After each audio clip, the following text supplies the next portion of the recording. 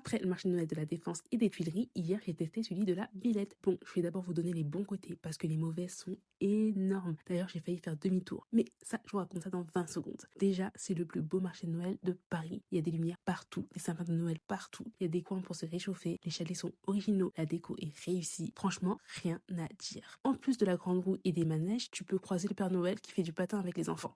Au niveau de la nourriture, il y a largement de quoi faire. J'avais envie de tout tester, mais quand tu vois les prix, tu reviens vite à la réalité. D'ailleurs, mention spéciale au chalet de confiserie en face de la Grande Roue. Hyper abordable comparé aux autres marchés de Noël que j'ai fait. Tout ce que j'ai testé là-bas était excellent. Les fraises au chocolat, rien à dire. La pomme d'amour, un 10 sur 10. Et les bonhommes en pain d'épices étaient super mignons. En plus, ils sont super sympas. Donc n'hésitez pas à vous arrêter si vous y allez. Bon, les choses qui fâchent maintenant. L'entrée est devenue payante pour les plus de 12 ans. À la base, elle était gratuite, mais dernièrement, c'est passé à 5 euros, le prix d'une consommation obligatoire. Ça veut dire que tu prends ton billet, tu rentres à l'intérieur, tu vas au bar et tu prends soit un chocolat chaud, un vin chaud ou du vin. Sans ce billet, tu rentres pas. Du coup, astuce, même si vous achetez pas vos billets à l'avance, dès que vous arrivez là-bas, achetez-le avec votre téléphone. Vous pouvez payer par carte, PayPal ou Apple Pay. J'ai passé une réservation à 17h22 pour 17h30 pour vous dire. Ce qui nous amène à l'autre point faible, une file d'attente énorme. Ceux qui n'avaient pas de réservation en avaient pour au moins 1 heure, je crois, juste pour acheter un ticket qu'ils pouvaient payer sur leur téléphone. Mais ça, je pense qu'ils n'étaient pas au courant. Autre astuce pour gagner du temps, quand vous aurez votre billet, avant même de rentrer dans le marché de Noël, vous aurez un bar après la billetterie pour prendre votre consommation. Du coup, il y a une tonne de personnes qui s'entassent là au point de commencer à bloquer l'accès du marché qui est sur la gauche. Ne perdez pas votre temps, n'y allez pas. D'où ma dernière astuce, il y a plein d'autres bars dans le marché où vous pourrez prendre votre boisson, dont un qui est juste à côté de la confiserie dont je vous ai parlé. Il y aura beaucoup moins de monde et au moins vous aurez déjà commencé à faire le tour du marché.